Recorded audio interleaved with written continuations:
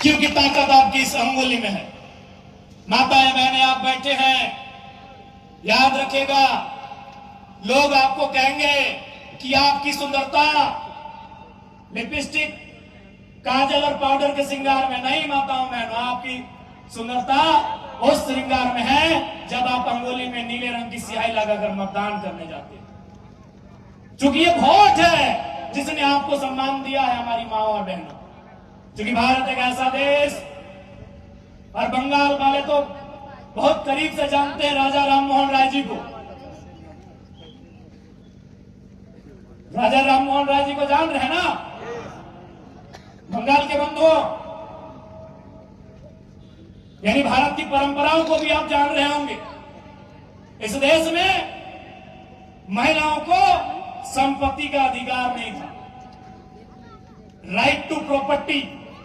यानी एक महिला, जब भारत देश में वोट की व्यवस्था नहीं थी, संपत्ति का अधिकार नहीं था। यानी आप जो सोना आज पहने हैं अपने गले में, अपने कान में, अपने नाक में, अपने माथे में, वो पहनने का हक आपको था, लेकिन उसका पर्ची आपके पति के नाम से कटता था, आपके पिता के नाम से कटता था। आज ये जो सोना आप पहने हैं, अपने नाम से रसीद कटाया है कि नहीं कटाया? आपके नाम से रसीद कटाए कि नहीं कटाए? दीदीरा আপনার নামে আছে কিনা রসিদটা, এই কাগজটা আপনার नामे আছে। ये ताकत है वोट। सबसे पावरफुल अगर कुछ है आज इस लोकतांत्रिक देश में, तो आपका वोट है कि आज आपके नाम से संपत्ति है। आप गाड़ी भी अपने नाम से खरीद सकती हैं, आप मोबाइल फोन भी अपने नाम से खरीद सकती हैं, आप जमीन भी अपने नाम से खरीद सकती हैं, और जो भी आपकी इच्छा है, जो पुरुष अपने नाम से खरीद सकते हैं, आप भी अपने नाम से खरीद सकते हैं। ड्यू टू हमारा बहुत लोकतांत्रिक देश होने। इसलिए माओ बहनों, आपको भी इस बात को तय करना होगा कि आने वाले समय की राजनीति किस ओर करवट लेगी।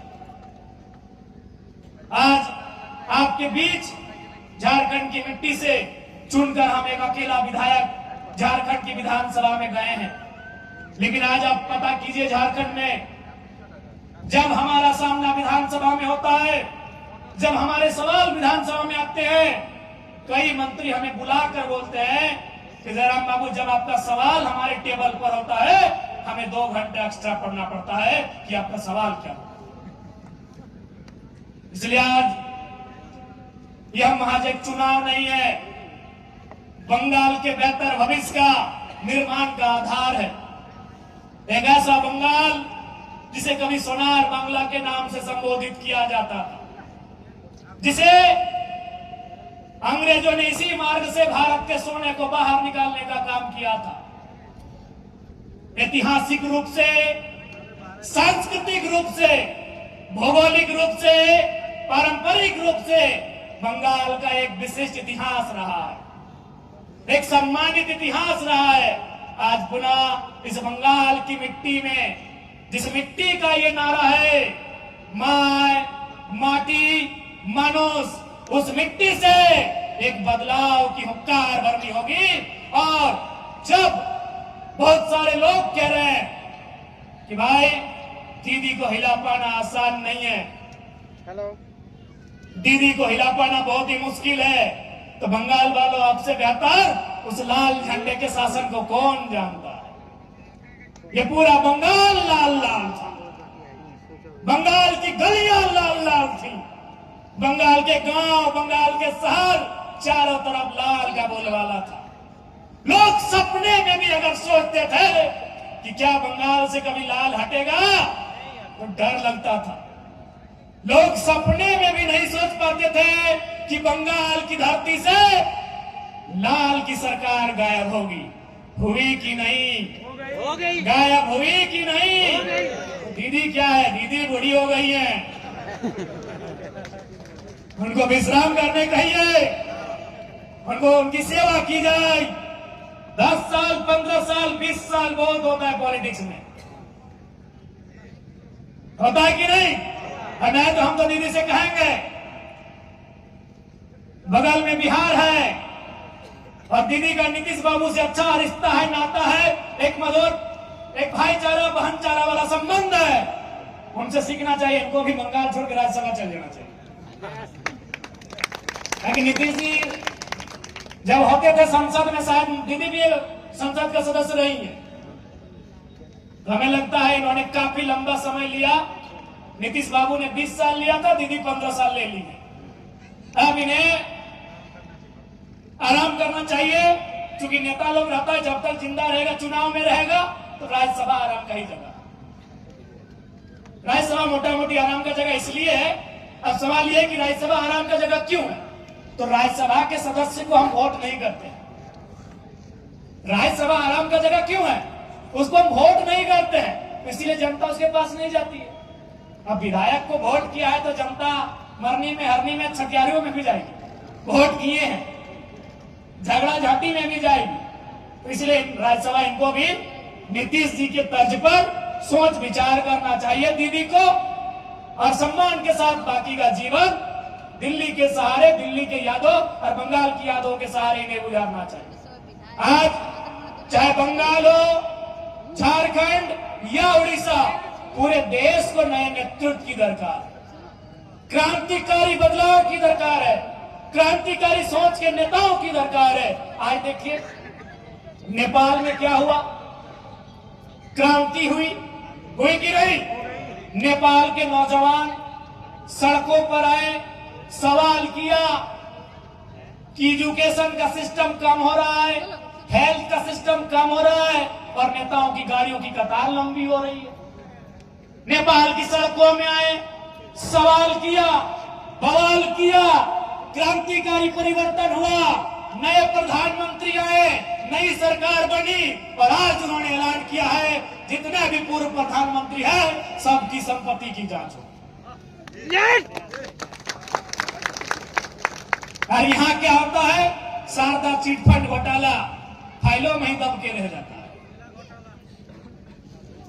कोयला घोटाला फाइलों में ही दब के हो चला जाता है। इसलिए मैं बार बार कह रहा हूं, केवल सत्ता नहीं, व्यवस्था को बदलना हो, सीना ठोक के बदलेंगे। इसलिए आज बंगाल की धरती से जितने भी लोग, और मैं तो कहना चाहूंगा, आप जो लोग यहाँ आए हैं, आप जनता नहीं, यहाँ को लगता है यहाँ जितने लोग आए सब हमारे नेता लोग आए हैं। वाह वाह, क्या बात है! अपनी सवाई नेता वोटे। अब बताइए, आप सब नेता लोग यहाँ आए हैं, एक नेता अगर 10, 20, 30, 40 वोट दिला दे तो दिव्य ज्योति भाई तो विधानसभा से पहुंचे, 60 वोट देंगे आप। यहाँ जनता थोड़ी आए, अपनी सवाई लीडर वोटे। यहाँ जितने लोग आए हैं, हम किसी को जनता और समर्थक थोड़ी मान रहे हैं, आप सभी नेता हैं। आप काउंट कर लीजिए, और एक बात हमेशा याद रखिएगा, जब भी इंसान की गिनती हो, हाँ बहन लोग, आप लोग भी सुनो अपनी सवाई, इंसान का गिनती कभी 1, 2, 3, 4, 5, 6, 7, 8, 9, 10 ऐसे नहीं किया जाता है। पशु पक्षी और गाड़ी घोड़ा का गिनती होता है कि 1 गाड़ी, 2 गाड़ी, 3, 4, 5टा, 1टा, 2टा, 1टा, 20टा, 30टा, 20टा। इंसान का गिनती कैसे होता है मालूम है? इकाई, दहाई, सैकड़ा, हजार, 10,000, लाख। 1, 2, 3 इंसान का गिनती नहीं होता है, इकाई, दहाई, सैकड़ा होता है। क्यों मालूम है? आप आए एक है, आपको मानने वाले 10 लोग घरे में हैं। उनके पास सुविधा नहीं था, या किसी का परीक्षा था, कोई हॉस्पिटल में था, कोई मायके गई थी, कोई मामा घर गया था। आप आए एक है, लेकिन 10 लोग हैं आपके। इसीलिए मैंने कहा कहाँ आप आए एक है, दादू दादी नहीं आई है। इसलिए आप यहाँ लीडर लोग आए हैं, आपके हाथों में, सबके पास, और सब में काबिलियत है, सब में काबिलियत है कि आप अच्छा वोट दिलाएंगे। इसलिए देखिए, ये महज एक चुनाव नहीं होगा, एक गर्जना होगी जंगल महल में, कि जंगल महल की गलियों से एक आवाज आया है, उठो नौजवानों, एक इंकलाब आया। ये जंगल महल गूंजेगा, जंगल महल आवाज करेगा, जंगल महल सवाल करेगा, सवाल सत्ता से होगा। जंगल महल अपना नेतृत्व चुनेगा, वह नेतृत्व जंगल महल के विकास के लिए दिन रात एक करेगा। चुनाव 5 साल में होते हैं, प्रॉब्लम्स रोज आते हैं। इसलिए दिल्ली में बैठे मोदी जी को देखकर वोट ना करें, कलकत्ता में बैठी दीदी को देखकर वोट ना करें। यदि उनका कैंडिडेट उस योग्य है, यदि आपको लगता है उनका कैंडिडेट आपके साथ बढ़िया तालमेल कर सकता है, आपके मुद्दों को लेकर सरकार से टकरा सकता है, आप जरूर सोचिए। लेकिन कोई कहेगा कि हम दिल्ली में बैठे हैं और यहां से एक नेता भेजे हैं या फिर मेरे कहने पर, इसलिए हम कहेंगे भले हम भी जरा ना तो आपको कह रहे हैं कि दिव्य ज्योति भाई को, मनोज भैया को वोट करना है। लेकिन यदि आपको लग रहा है कि दिव्य ज्योति भाई और मनोज भैया आपके कसौटी पे खरा नहीं उतर रहे हैं, आप बिल्कुल विचार करें। क्योंकि चुनाव 5 साल में आएंगे, प्रॉब्लम्स रोज आएंगे।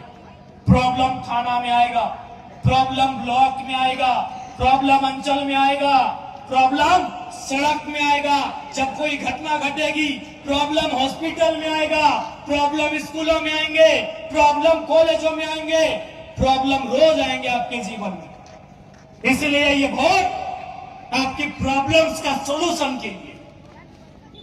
मैं मानता हूं कि जिसे आप वोट करेंगे वो रातों रात सब कुछ ठीक नहीं करेगा, लेकिन आपके लिए खड़ा होगा।